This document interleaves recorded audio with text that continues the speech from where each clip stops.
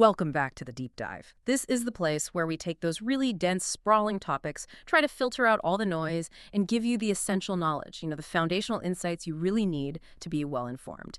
And today we are attempting something pretty ambitious, a deep dive into the mind and the life of a person who, well, he fundamentally reshaped two massive and often totally unrelated intellectual domains, Avram Noam Chomsky. It is an extraordinary challenge. I mean, not just because of the sheer volume of his work, we're talking dozens of books, thousands of papers, but it's also because of this sharp, almost irreconcilable dichotomy in his legacy. If we look at the source material, it's like we see two colossal figures sharing one name. On one hand, he's globally acknowledged as the father of modern linguistics, the architect, really, behind the cognitive revolution that changed how we even study the human mind. And then on the other hand, you have one of the world's most influential and, let's be honest, polarizing political dissidents. A searing social critic who has consistently championed things like anarcho-syndicalism and anti-imperialism for, 7 decades now? It's just wild how those two worlds can even coexist. So let's try to figure out how he managed to bridge them. So our mission today, then, is to really unpack this dual-pronged career. Yeah. I mean, how is it even possible for one person to be ranked as one of the most cited scholars, a foundational figure in linguistics, computer science, cognitive science, and at the same time be, routinely distrusted and often marginalized by the very mainstream media and intellectual establishment that he spends his life critiquing? This is really a study in intellectual consistency, but applied to two wildly different spheres. I think I see the connection now. It's like the sheer intellectual firepower you'd need to revolutionize our understanding of how humans acquire language. That's the same firepower he then applies to disassembling power structures. Exactly. His academic work is foundational to how we understand language, something innate to the human mind. And yet his political voice is this hugely influential force in anti-capitalist and anti-imperialist movements. So this deep dive is really about synthesizing those two massive, often conflicting identities that we find in the source material. And I think we have to start by understanding where this radical rationalist even comes from. Right. And if we look at Chomsky's early life, you can immediately see the deep, enduring roots of his intellectual and his political trajectory. He was born in Philadelphia in 1928. He was the son of Ashkenazi Jewish immigrants. His father, William Chomsky, was a very respected Hebrew scholar who had fled the Russian Empire, what is now modern-day Ukraine, back in 1913, and his mother was from Belarus. That background, it immediately sets the stage for a very specific kind of intellectual environment, one steeped not just in scholarship, but in political and social critique from the get-go. Absolutely.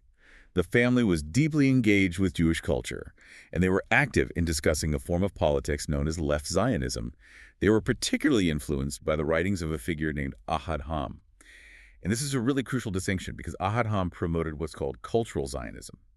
The focus was on Palestine as a spiritual and a cultural center for the Jewish people, not a purely political or state-based solution. So even within the Zionist movement, they were in a position of critique. Exactly. And the elder Chomsky, William, he was a teacher by profession. His whole emphasis on an educational mission, well, it clearly shaped Noam's entire career and his later views on the purpose of learning. Right. I read that his goal for education was that it should produce people who would be, and I'm quoting here, well-integrated, free and independent in their thinking, concerned about improving and enhancing the world, and eager to participate in making life more meaningful and worthwhile for all. That phrase right there, free and independent in their thinking, that's the core intellectual mission. It informed everything from his linguistics work, like syntactic structures, all the way to manufacturing consent. It's this deep insistence on autonomy, both mental and social. And that explains why his political identity solidified so early. Okay, so here's where the story really starts to click for me. He kind of stumbled upon anarchism almost by chance, which he described as a lucky accident, but it stuck. Yes. As a child of 10, he was completely absorbed in the story of the 1939 fall of Barcelona. And, the brutal suppression of the Spanish anarcho-syndicalist movement by Stalinists and then the Francoists. This wasn't just a casual interest for a kid. He was so deeply affected by this historical event, a movement focused on direct worker control and decentralized liberty just being crushed by authoritarianism, that he wrote his very first article on it at the age of 10. for the school newspaper. That's incredible. To have that level of rigorous political analysis and, ideological commitment at 10 years old, it just shows this early and consistent dedication to anti-authoritarianism. And he wasn't just generally left-leaning either. The sources say he was firmly anti-Bolshevik by his early teens. His radicalism was always tethered to libertarian and anti-authoritarian principles. It consciously distanced him from those Marxist-Leninist state-centric models of the time. This foundational identity, with its principles of decentralized power and voluntary association, is just critical. It's the wellspring of his entire political life. He was seeking a world free from domination, whether by the state, the corporation, or, a political party. And then moving into his academic journey, he initially found college frustrating, right? He felt constrained by the traditional academic structures, but his intellectual curiosity was profoundly reawakened at the University of Pennsylvania by the structural linguist Zelig Harris. Harris was key, absolutely key. He introduced Chomsky to theoretical linguistics and became his doctoral advisor. Chomsky's early research was highly technical. His BA and MA focused on the morphophonemics of modern Hebrew. He was applying Harris's really rigorous descriptive methods to the language of his upbringing. Which shows he had a full immersion in the dominant linguistic paradigm before he decided to, burn it all down. That's a great point. He mastered the existing framework before he challenged it. But the academic focus wasn't, and this is crucial, it wasn't separated from his political interests. No, they were running in parallel. Exactly. While he was studying, he was absorbing the work of classic anarchists like Mikhail Bakunin, Rudolf Rocker, and Diego Badasentian. And alongside them, democratic socialists like George Orwell and Bertrand Russell. He points specifically to Orwell's homage to Catalonia, a narrative about the Spanish Civil War, as affirming his deeply held anarchistic politics. He saw in Orwell's account the same themes that moved him at age 10, the struggle of decentralized liberty against this centralized bureaucratic authority. So by the time he joins MIT in 1955, where he was initially hired to work on a mechanical translation project, he is already a fully formed anti-authoritarian intellectual. Right. And that MIT environment proved to be the perfect incubator for a revolution. He described the institution as being surprisingly open to experimentation. Crucially, he was hired outside of the main linguistics department, which meant he was free to pursue what he called his idiosyncratic interests without having to adhere to the existing, entrenched orthodoxies of the field. It's amazing. He starts on mechanical translation, which is this highly practical computational task, but he ends up inventing a whole new way to think about the human mind. The fact that the same analytical mind could devise a theory of universal language and, at the same time, refuse to pay his federal taxes is just astonishing. Let's pivot now to what he actually did that was so radical, because this is where the other Chomsky emerges, the rationalist scientist who changed everything. Okay, so when we talk about Chomsky's linguistic work, we're talking about a transformation so fundamental it sparked what is now universally known as the cognitive revolution in the human sciences. Before 1957, the study of language was largely descriptive cataloging, or structuralism, a focus on recording and mapping the observable patterns of sound and structure. So linguists were basically just highly sophisticated collectors of data. That's a really good analogy. They collected a corpus of utterances, mapped out those sentences, described their relationships. But Chomsky fundamentally rejected this whole approach. He moved the study of language away from external observation and established it as a formal natural science rooted in our internal mental structure. And this all traces back to one foundational, very slim publication, Syntactic Structures, in 1957. Yes, that book was deliberately short and provocative. It challenged the dominant structural linguistics tradition, the one championed by figures like Leonard Bloomfield and even his former mentor, Zelig Harris. It was such a rupture that John Lyons later asserted that syntactic structures revolutionized the scientific study of language. What's fascinating here is that the linguistic challenge was also, at the same time, a psychological one. Chomsky mounted this profound critique of behaviorism, which was the dominant psychological paradigm of the time. Oh, famously. Yeah. He took aim at B.F. Skinner's book, Verbal Behavior. Skinner's view was pure empiricism.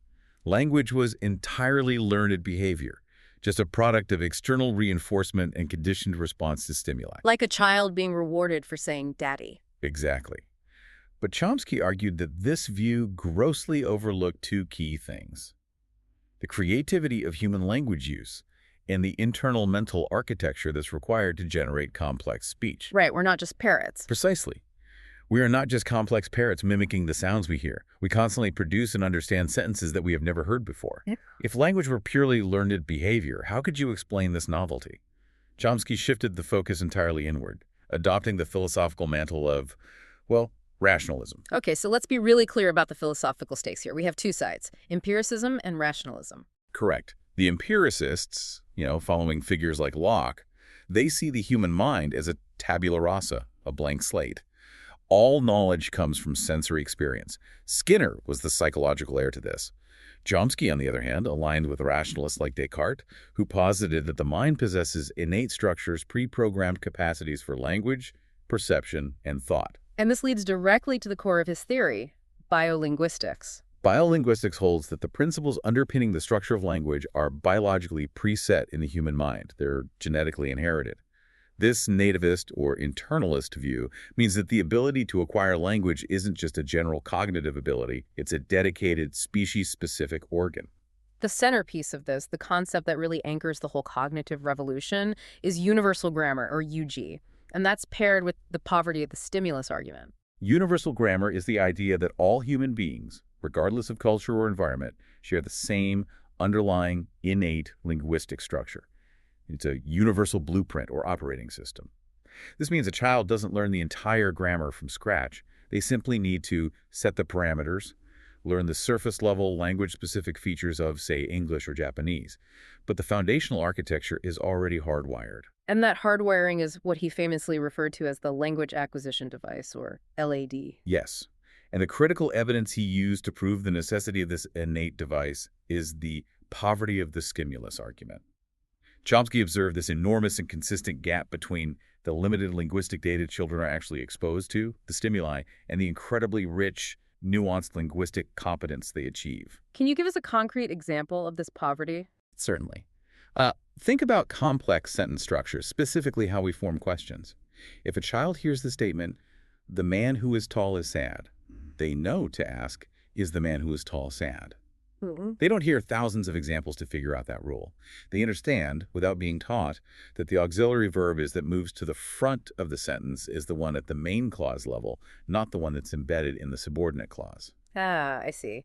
So if they simply followed the rule of move the first as you hear, they would incorrectly ask, is the man who tall is sad? Exactly. The input they receive is too messy, it's too incomplete, and it's too constrained by performance errors to account for the speed and grammatical accuracy they achieve. The input is poor, but the output is flawless and boundless. This gap, he argued, can only be bridged by an innate linguistic capacity, universal grammar, that guides them toward structurally correct operations. That ability to generate infinite complexity from finite input, that brings us to generative grammar. I know it sounds highly technical, but what was the goal of creating these formal mathematical rule systems? Generative grammar aims to formally model the cognitive basis of this subconscious grammatical knowledge.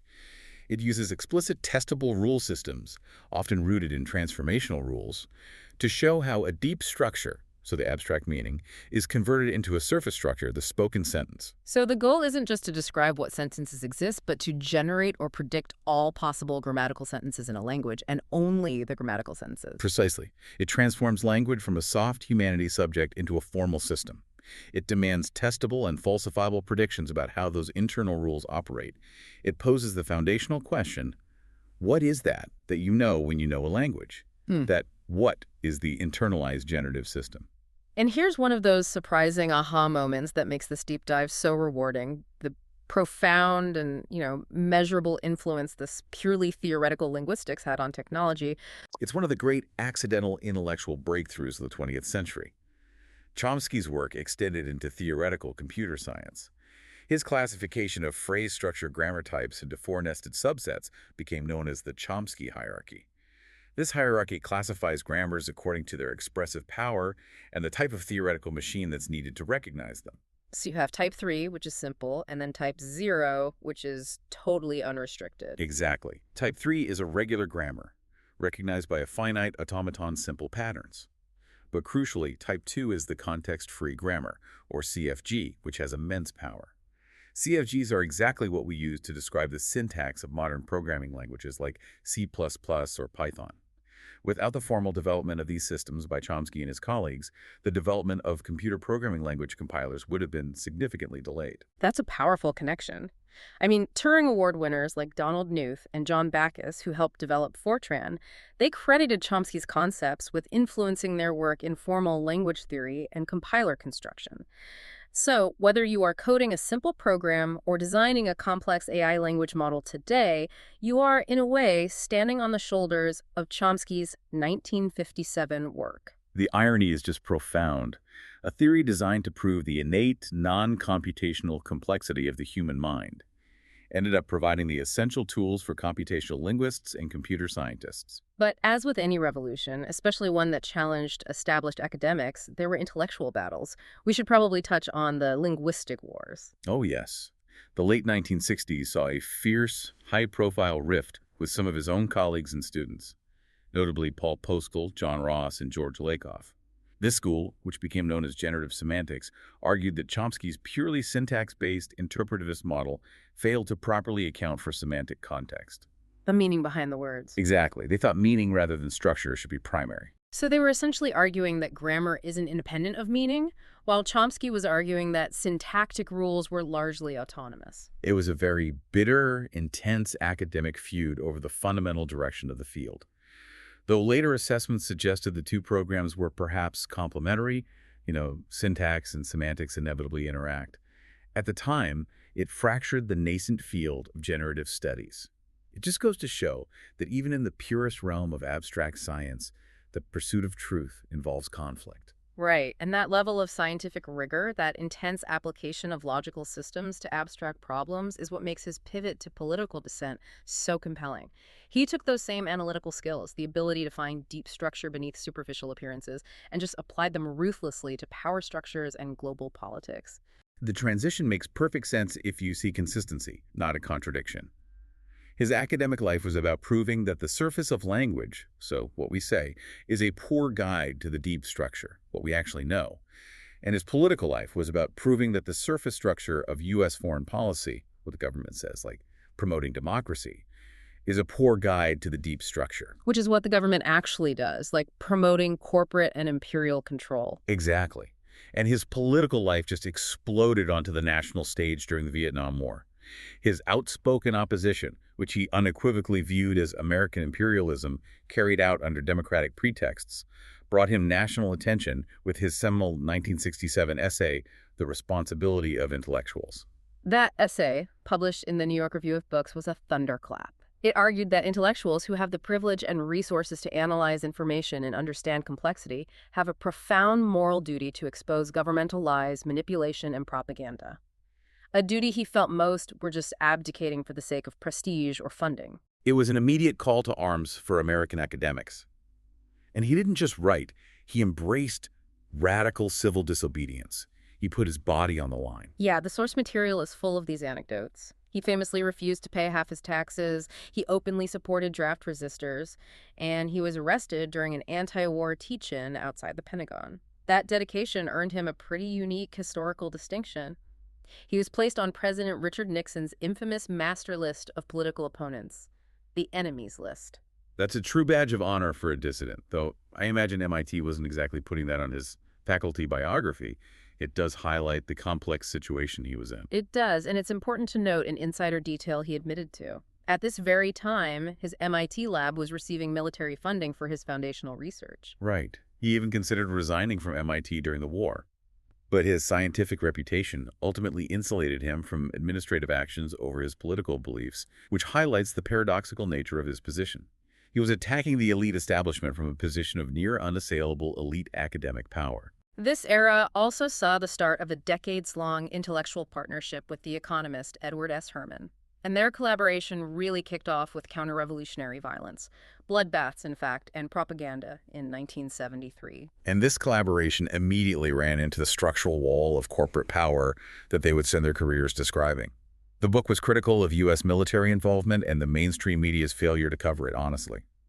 The original publisher, Warner Modular, had its parent company, Warner Communications, disapprove of the contents, and they ordered all copies destroyed and the text suppressed. That is the perfect illustration of their later thesis. An attempt to expose structural bias is immediately met with structural suppression. They persisted, though. They published the revised work, The Political Economy of Human Rights, in 1979. And this book contained a shocking comparative analysis. It argued that the U.S. media gave vastly different levels of coverage and moral urgency to comparable atrocities, depending entirely on who committed them. They compared the U.S. media reaction to the Cambodian genocide under Pol Pot versus the Indonesian occupation of East Timor. And the difference was stark. Indonesia was a crucial U.S. ally, while Pol Pot's Cambodia was an enemy regime. Chomsky and Herman documented that the U.S. media virtually ignored the devastating situation in East Timor, where a U.S. ally was committing mass slaughter while focusing intensely on the crimes of the enemy state, Cambodia. Their thesis was simple. If an atrocity is committed by a U.S. ally, the media downplays it. If it is committed by an enemy, it's amplified to confirm the existing ideological consensus. They called them worthy versus unworthy victims. Exactly. Which brings us to their most famous contribution to political science and media studies, the propaganda model, outlined in their 1988 book, Manufacturing Consent, The Political Economy of the Mass Media. This is a crucial takeaway for you, the listener. The core thesis is highly sophisticated. Chomsky and Herman argue that even in countries without official government censorship, news is effectively filtered or self-censored through these interlocking market-driven mechanisms, the 5 filters that reinforce the state corporate consensus. And it's not a conspiracy. They argue it's a natural, systemic outcome. Let's walk through those 5 filters with enough detail so the mechanics are clear. How do they work together to shape the news we consume? Okay, we can imagine a major story, let's say a proposal for stricter environmental regulations that might impact corporate profits traveling through this system. Filter number 1 is corporate ownership. Almost all major media outlets, newspapers, broadcast networks, major publishers are large corporations. They're often subsidiaries of even larger conglomerates.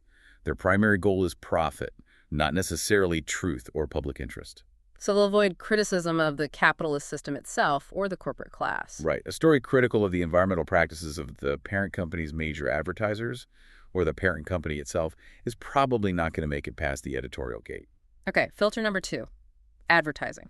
Media outlets need advertisers to survive, especially now. The audience is really the product being sold to the advertiser. Correct. So the media has to maintain a climate and content that is consumer-friendly and non-agitating. News that challenges the fundamental ethos of mass consumerism, or news that might depress the buying mood of the target demographic, gets subtly filtered out. So a story focusing on extreme poverty might be replaced by lifestyle or crime stories that keep people engaged, but not alienated from the system. Filter number 3, reliance on government and corporate sources. Journalism is expensive. It is. Reporters need information quickly and efficiently. Government agencies, police departments, large corporations, they provide easily accessible, prepackaged, subsidized information. Press conferences, official reports, expert panels. Journalists, who are constrained by time and budget, habitually rely on these official sources. And that gives disproportionate weight and credibility to state and corporate interests, marginalizing dissenting voices. Precisely. Filter number 4, flak and enforcers. This is the mechanism by which unwelcome reporting is disciplined. So flak is the negative, orchestrated response. Yes. Letters, phone calls, coordinated PR campaigns, or legal threats, all aimed at discrediting or punishing any journalism that steps outside the consensus. It often comes from organized groups or institutional think tanks aligned with powerful interests. If a news organization runs an investigative piece deeply critical of the banking industry, for example, that organization will likely face a barrage of sophisticated, well-funded challenges, threats of advertiser withdrawal, forcing editors to hesitate before publishing similar work in the future. And finally, filter number 5, anti-communist, anti-terrorism ideology. This filter acts as a powerful ideological control mechanism. Historically, it was anti-communism, demonizing the Soviet Union and justifying intervention. Today, it's often anti-terrorism or other similar ideological constructs that simplify complex conflicts into a good versus evil narrative. Any movement or political figure that challenges U.S. policy abroad can be instantly framed as either terrorist-linked or ideologically dangerous, allowing the media to just dismiss them without seriously engaging with their critique. So the system works through subtle filtering, not some overt conspiracy. The journalists might be highly dedicated, well-meaning people, but the institutional structure, the systemic imperatives, force the output toward that state-corporate nexus. Exactly. He's describing a framework of institutions following their natural economic and political imperative, not a backroom cabal. And this entire framework culminates in his follow-up work, Necessary Illusions, in 1989, where he calls for intellectual self-defense. Quote. He argued that a worthwhile democracy requires citizens to engage actively in this self-defense against elite intellectual culture and the media that seeks to subtly control their thoughts. He's urging them to apply rational analysis to the propaganda they consume every day. Now, we have to turn to the controversies because the political half of Chomsky's life has been defined by extreme polarization and by the strict application of his principle of intellectual consistency, even when it led him into, well, massive public condemnation. I have a question about that consistency, though. If he is so rigorous in his defense of free thinking, why did he constantly find himself defending individuals whose views were, frankly, repugnant or harmful? That's a crucial question, and it illustrates his unwavering commitment to the absolute principle of free speech. For Chomsky, the integrity of that principle is paramount, regardless of the content being expressed. If you defend free speech only for those you agree with, the principle becomes meaningless. And the Forreston affair from the 1980s is the single most damaging example of this principle being rigidly applied. Detail this controversy for us. What exactly happened? It was a massive international controversy involving Chomsky defending the freedom of speech of a French historian named Robert Forreston. Forreston advocated a position widely characterized as Holocaust denial. Now, Chomsky explicitly denounced Forreston's views. He said they were based on weak evidence and were indefensible. But his defense focused purely on Forreston's right to express those views without governmental or institutional suppression. But the controversy just escalated dramatically because his defense of Forreston's right to speak, a purely procedural legal defense, was published without Chomsky's prior knowledge or approval as the preface to Forreston's 1980 book, a book which was a clear advocacy of Holocaust denial. It was catastrophic for his reputation. It immediately led to widespread condemnation, particularly in France, where his position was widely interpreted as complicity. This led to accusations that Chomsky himself was a Holocaust denier, a deeply offensive and false charge he consistently rebutted, though the French mainstream press often refused to publish his corrections. His commitment to the absolute principle of free speech, even for repugnant views, had a lasting, damaging effect on his social reputation. He also faced intense scrutiny regarding his commentary on various genocides, which critics claim revealed a kind of asymmetric application of his standards. That's right. He was accused of acting as an apologist for Pol Pot during the Cambodian genocide controversy. He argued that Western media coverage exaggerated the extent of the atrocities at the time to serve political ends.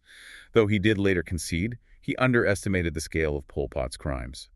And then later, regarding the Bosnian War, he faced criticism over the Srebrenica massacre. He consistently called the event a horror story and major crime. He wasn't denying the event itself, but he drew criticism for refusing to classify it as a genocide according to his own very stringent, precise definitions of the term. So the accusation here from his critics is that this reveals a tendency to scrutinize U.S. and allied crimes heavily while applying a different, maybe more legalistic or even credulous standard to non-Western regimes. It's a recurring criticism. It suggests his political analysis often starts with the presupposition of U.S. malfeasance, which then shapes his analysis of global events. And his evolving stance on Israel and Zionism is another major flashpoint, particularly given his early identity as a labor Zionist. He's now a firm anti-Zionist. His current views are intensely critical. He draws a highly controversial line, asserting that Israel's treatment of Palestinians is much worse than South African-style apartheid. He argues that, unlike apartheid South Africa, which relied heavily on black labor, Israel doesn't rely on Palestinian labor. In his view, it actively seeks to make the situation in the West Bank and Gaza Strip unlivable by systematically seizing resources and restricting movement. He believes Israel relies solely on unquestioning U.S. support and doesn't require the international community's approval. And this criticism has had real-world consequences for him. Oh, yes. In 2010, he was denied entry to the West Bank by Israeli authorities while he was traveling to deliver a lecture at Birzeit University, an action the Israeli Foreign Ministry later claimed was a mistake. Furthermore, he's been highly criticized for his comparisons between political factions. For instance, His assertion in 2014 that the Charter of Hamas, which explicitly calls for Israel's destruction, means practically nothing compared to the Likud party platform, which he viewed as an explicit functional call for the destruction of Palestine by stating there could never be a Palestinian state west of the Jordan River. He argued that deeds and government policy outweigh rhetoric, which drew a lot of fire for appearing to minimize Hamas's stated goals. Right. And let's broaden this. Beyond specific events, there are broad political criticisms leveled against his methodology itself. Critics like Peter Collier and David Horowitz have accused him of consistently cherry-picking facts to fit his established anti-imperialist theories. Horowitz famously described his work as having anti-American dementia and a pathological hatred of his own country. They argue his rigor just disappears when he crosses from syntax to politics. This asymmetry charge is the most potent general political criticism. It is. The charge is that he examines capitalist regimes with immense microscopic scrutiny, demanding moral perfection, while treating socialist or communist regimes with undue credulity or insufficient skepticism. Critics point to his reports from North Vietnam during the war, alleging he relied uncritically on government translators and official sources, suggesting a temporary loss of that clear-eyed skepticism he demands from the Western media. Now, he defended this by saying that his primary intellectual duty was to critique the actions of his own government, as those are the actions his citizenry has the power to change. Which brings us to the most recent and perhaps most personally jarring controversy revealed late in 2025. His connection to the convicted child sex offender Jeffrey Epstein. For a man who built his entire career on exposing hidden elite power, this association presents a profound complication. The revelation is staggering because it cuts directly against his entire life's work of scrutinizing elite corruption and power structures. Documents released by the House Oversight Committee in November 2025 revealed that Chomsky closely befriended Epstein after Epstein's 2008 conviction for soliciting prostitution from a minor, and the relationship continued through at least 2017. This wasn't just a fleeting acquaintance, was it? What did the documented correspondence show about the nature of the relationship? It demonstrated a much deeper intellectual and personal relationship. The documentation included a formal letter of endorsement from 2017 or later, in which Chomsky wrote, and I quote, "I consider Epstein a highly valued friend and regular source of intellectual exchange and stimulation." This suggests that even after the conviction, Chomsky maintained a close intellectual rapport with Epstein, viewing him as a peer in conversation. And there was a financial element to this as well, related to the sorting of his first wife's funds. Yes. Chomsky stated publicly that he received approximately $270,000 from an Epstein-connected account while he was sorting common funds after the death of his first wife, Carol, in 2008. And the released photos further complicated the narrative. There was one showing Chomsky with Epstein on Epstein's private plane, and another with former Trump strategist Steve Bannon at Epstein's estate in the Virgin Islands. Those photos place him physically within the sphere of the secretive elite power structure he constantly sought to expose and dismantle. This presents profound ethical and reputational complexity for a figure who staked his moral authority on exposing the hypocrisy and moral failings of the powerful. It raises immediate and unavoidable questions about whether intellectual engagement can ethically override the moral reprehensibility of a close friend's actions. To properly understand the political critiques Chomsky deployed and the source of his intense moral outrage that drove him to critique the U.S. so ferociously, we have to step back and look at the fundamental political ideology that was driving him. He identifies as an anarcho-syndicalist or a libertarian socialist. What exactly does that mean for the ideal society he advocates? Well, he stresses that this is not a precise political blueprint in the Marxist sense. It's more of an ideal focused on maximizing liberty, community, and freedom of association. It is defined by radical decentralization and the elimination of hierarchy. And crucially, he roots this vision not in 20th century revolutionary movements, but in the classical liberal ideas of the Age of Enlightenment. So he connects his vision to figures like Rousseau and Thomas Jefferson. How does he bridge that gap between classical liberalism and anarcho-syndicalism? He argues that classical liberalism, the insistence on individual freedom, reason, and autonomy, was betrayed by capitalism and state power, which became new forms of tyranny. He views anarcho-syndicalism as the logical, consistent extension of those Enlightenment ideals. He wants to dismantle all existing forms of illegitimate hierarchy, the state, the church, and corporate power. How does this view inform his critique of the current American system? His diagnosis of the U.S. political economy is stark. He believes the U.S. operates as a de facto one-party state. He calls it the business party, controlled primarily by corporate and financial interests. He views capitalism as inherently incompatible with democracy because it concentrates power in the hands of a few and turns labor into a commodity. So it's not just about who controls the capital then, but about who controls the decision-making process itself. Precisely. For him, a truly democratic society is one in which all persons have a meaningful voice in public economic policy, not just political policy. He highlights the fact that in Western capitalist liberal democracies, at least 80% of the population has virtually no control over the economic decisions that affect their lives. That control resides instead with a small, unaccountable, management-oriented elite who run the corporations and financial markets. That, for him, is a massive deficit of freedom. Okay, so what does this anarcho-syndicalist future look like in practical, everyday terms? If we dismantled the state and corporations, how would goods be produced and how would decisions be made? His vision is centered on direct worker control of the means of production factories, land, services, with governance handled by horizontal, non-hierarchical workers' councils. These councils would then be integrated into larger regional and international federations to coordinate production and distribution, ensuring efficiency without centralized command. And how would the political side of governance function? The political structure would also be decentralized.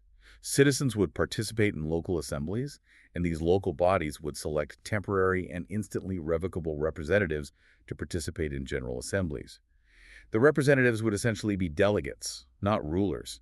The entire structure is designed to realize Thomas Jefferson's ideal, making every citizen a direct participator in the government of affairs, rather than a voter who simply rubber stamps the decisions of an elite every 4 years. It sounds utopian in the sense that it relies entirely on mass civic participation and a shared desire for communal fulfillment.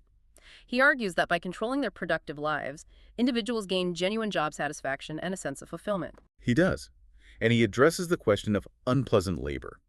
He suggests that any unpleasant jobs could be fully automated, or specially remunerated, or communally shared and rotated.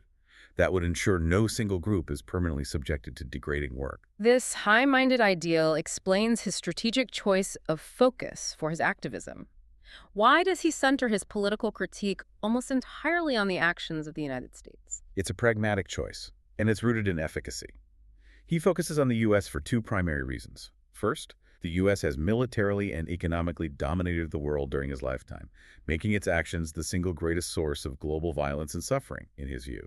And second, and crucially, its liberal democratic system allows the citizenry to influence government policy. Therefore, criticism here is potentially effective. It has leverage. He's trying to awaken the citizenry of the dominant power to change the core policies, rather than just waiting for revolution elsewhere, where critique might be instantly suppressed. And this focus extends even to his surprisingly counterintuitive views on mass education. For someone who has spent his entire life in academia, his skepticism of the public school system is intense.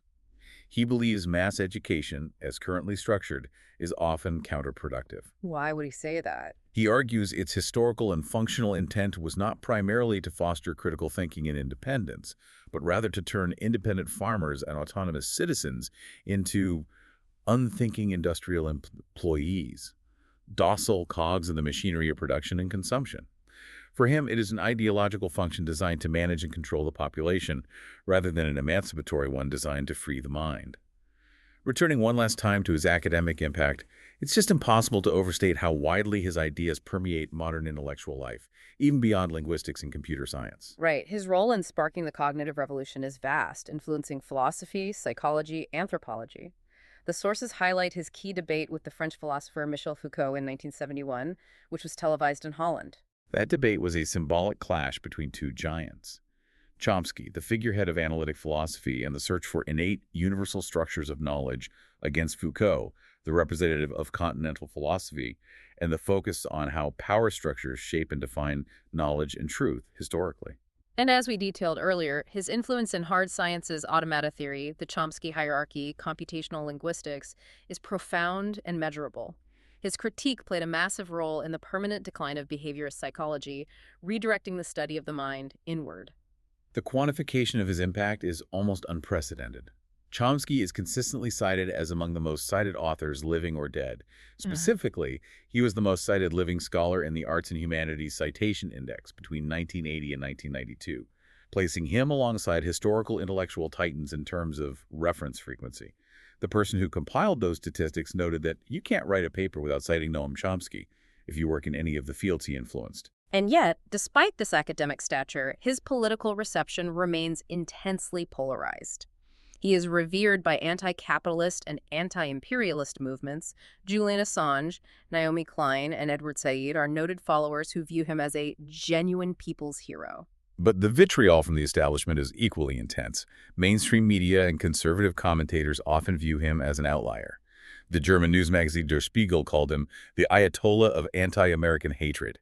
David Horowitz famously described him as the most devious, the most dishonest, and the most treacherous intellect in America. The polarization ensures that his public image often colors the reception of his work, forcing observers to constantly reconcile the rigorous scientist with the abrasive radical. This intense dichotomy is the central theme of his legacy. How can a single individual live such a complex, contradictory public life? And finally, we should update you on his current physical status based on the latest source material available. After suffering a massive stroke in June 2023, Chomsky moved full-time to São Paulo, Brazil, for convalescence with his wife. The most recent reports confirm that, as of November 2025, he can no longer walk or communicate verbally, though he continues to follow current events, like the Gaza war, with interest. His direct return to public life is improbable, but his influence is structurally woven into how we think about language computing and global power. This leads us to the final thought we want to leave you with, synthesizing the enormous span of this man's intellectual life. He dedicated his career to analyzing the abstract, innate principles of language hardwired into the human mind, the deep structures of thought, while simultaneously dedicating his activism to exposing the concrete, hidden power structures that restrict human action and thought on a global scale. He was the champion of intellectual self-defense against sophisticated propaganda. He fundamentally challenged whether we are truly free in thought or action. He was always insisting that the citizenry apply the same rigorous critical standards to their own government that they apply to official enemies. His entire life was a practical example of applying analytical consistency to expose what is hidden, whether that hidden structure is syntactic or systemic. So here's the provocative thought for you to consider. Chomsky championed unconditional freedom of speech and argued that critical thinking is essential in a world overloaded with information and controlled by elite narratives. Considering his foundational work on the innate moral and linguistic structures of the human mind and his decades-long political fight against hidden propaganda, what does it mean for you, the critical observer, that a man who dedicated his life to exposing hidden power structures maintained a close, hidden intellectual friendship with someone like Jeffrey Epstein, even after his conviction? This raises an important question about the complex, often messy relationship between demanding intellectual integrity in the public square and maintaining personal ethics behind closed doors. It forces us to ask, where does the duty of the intellectual begin and end? You have the facts of his life. The next step is connecting the dots for yourself. We'll see you next time for another Deep Dives.